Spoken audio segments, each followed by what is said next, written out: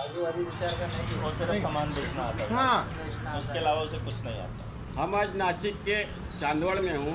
यहाँ पे जो जनता सरकार मोर्चा की 3 दिन की ट्रेनिंग है, उस ट्रेनिंग में हम आए हैं और पूरे महाराष्ट्र से लोग आए हुए हैं। हमारे साथ डॉक्टर देवेंद्र बलारा साहब है, जो हमें काफ़ी मार्गदर्शन करते हैं और भ्रष्टाचार से लड़ने के लिए काफ़ी उन्होंने हमें सिस्टम को बताया है कि कैसे लड़ना है, क्या है। हमको राहत भी मिला है। जो बैंकिंग सिस्टम मेन मुद्दे पे है, पूरे भारत में बैंकिंग सिस्टम का षड्यंत्र बताने वाले हमारे आज डॉक्टर देवेंद्र बलारा साहब ही है। ये पूरा जीता जागता सबूत है। सभी टीम हमारे यहाँ पे बैठे हुए हैं जो इस ट्रेनिंग में आए हुए हैं, पूरे महाराष्ट्र से आए हुए हैं। ट्रेनिंग तो अंदर चली है। नहीं, मतलब अभी तक हम लोग अभी किसी होटल में आए हैं चाय पीने के लिए, तो सभी साथी हमारे साथी हैं। मैं पत्रकार अनिल वर्मा, मैं मुंबई से भी आया हूँ यहाँ पे। मैं काफ़ी हर जगह ट्रेनिंग में रहता ही हूँ। तो बलारा साहब से एक शुभ संदेश दूंगा जनता सरकार मोर्चा के साथी के लिए। सर, कुछ शुभ संदेश दीजिए। किस चीज़ का दूँ, आप बताइए। आप बताइए, जो अच्छा मैसेज जाना चाहिए आप बताइए ना। क्या जैसे आप क्या उचित रखते हैं? अभी हमें तो लगता है कि जो भी ट्रेनिंग में हम आए हैं, हमको काफ़ी षड्यंत्र के बारे में मिला, तजुर्बा मिला है लड़ने के बारे में। जो भी बैंकिंग सिस्टम का फ्रॉड सिस्टम है, उसको कैसे लड़ा जाए, बैंक वाले से कैसे लड़ा जाए, रिकवरी वाले से कैसे लड़ा जाए, हमको तो काफ़ी तजुर्बा मिला हुआ है जनता सरकार मोर्चा से। और मैं लड़ते भी आया हूँ, काफ़ी व्यक्तियों का मुंबई में मैटर सॉल्व भी किया हूँ मैं। तो आगे की भी लड़ाई जारी रहेगा। गणेश भाई, आप बोलो। अभी तो इस लड़ाई के अंदर जो है तो सब बोले तो जल जमीन जानवर खेती शिक्षा आरोग्य ये सब बचाना अपना काम है सबका मिलके, और सब लोगों ने इकट्ठा आना जरूरी है। यही मेरा संदेश है। अभी देखो, गणेश भाव ने बोला कि इकट्ठा होना जरूरी है। आपने मुझे बोला था कि इकट्ठा होने का संदेश दे दो। जी जी, इकट्ठा होना जरूरी है ये। लेकिन इकट्ठा रहना नहीं। बाबा नानक का अगर आपने सुना हो, बाबा नानक कहीं जा रहे थे तो एक गांव में गए जब वो, वहाँ सभी लोगों ने उनको गालियां देना शुरू किया। तुम नाटक करते हो, तुम ढोंगी हो, तुम पाखंडी हो, तुम लोगों को बरगलाते हो, तुम अच्छा आदमी नहीं हो, तुम हमारा धर्म परिवर्तन करने की बात करते हो, तुम ये करते हो, नाटक चल रहा है तुम्हारा ये चौका पहन के। और उनके साथ उनके चेले भी थे, उनके साथी भी थे। तो बाबा नानक ने उस गांव की हिस्ट्री के बारे में, उन लोगों के बारे में पता किया, तो पता लगा कि वो गंदे निकम्मे लुच्चे लोग थे जिनकी सत्ता को धर्म के रास्ते से, अच्छे रास्ते से बाबा नानक चुनौती दे रहे थे। तो वहाँ बैठकर बाबा नानक ने अपना सत्संग किया। सत्संग करने के बाद गुरु नानक देव जी ने उन सबको आशीर्वाद दिया, बसे रहो, फूलो मरो, इकट्ठे रहो, इस गांव में तुम्हारा बसा सच बना रहे।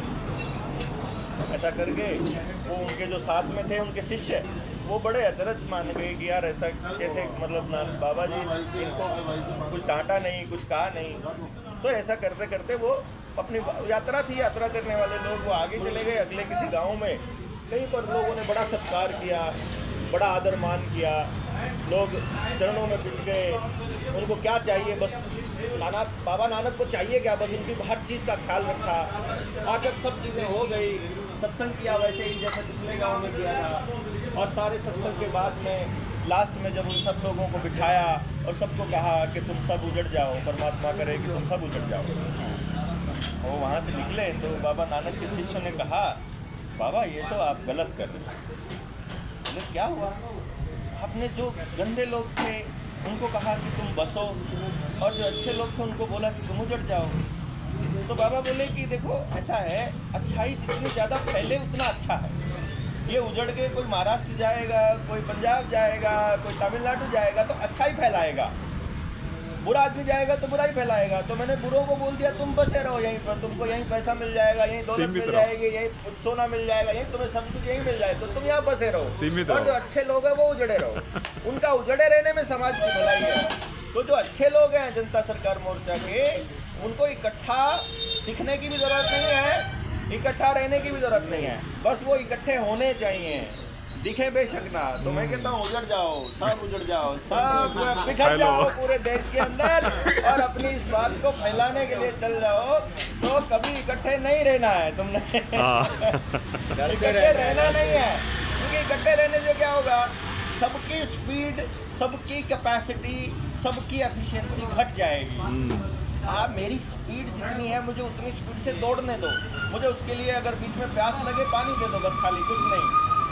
बीच में मेरा जूता फट जाए, चप्पल फट जाए, चप्पल दे दो खाली की, दौड़ तू, ले तेरी चप्पल हो गई, बात खत्म, दौड़। किसी दूसरे को सर्दी लग रही है उसको कपड़ा दे दो, किसी दूसरे को गर्मी लग रही है उसके लिए हवा का इंतजाम कर दो, और बोलो दौड़, अब तू तो अपनी स्पीड से दौड़, तो अपनी स्पीड से। अभी ये मेरे साथ कैसे दौड़ सकते हैं, उम्र बराबर नहीं, पेट भी बराबर नहीं, तो अपन को बोलेंगे कि तुमको साथ चलना चाहिए, कैसे चल जाएंगे भाई? इनका तजुर्बा मेरा तजुर्बा अलग अलग है, इनकी ऊर्जा मेरी ऊर्जा अलग अलग है, हम साथ में एक विचार से काम कर ही नहीं, एक उद्देश्य के लिए तो काम कर सकते हैं, एक तरीके से काम, हम सबका तरीका अलग अलग है, तो सब अपने अपने तरीके से समाज को जागृत करने में लगे रहो, उद्देश्य एक रखो, मतलब कि समाज में बुरा किसी का नहीं करना है, सिंपल ये रखना है।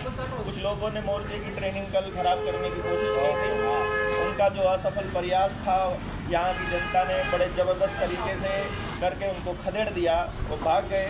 और अब जो है यहाँ अगले महीने जनवरी के 24, 25 और 26 को बीड़ में, औरंगाबाद के बाद बीड़ है ना, बीड़ में ट्रेनिंग हो रही है 500 लोगों से प्लस करके पूरे महाराष्ट्र के अंदर।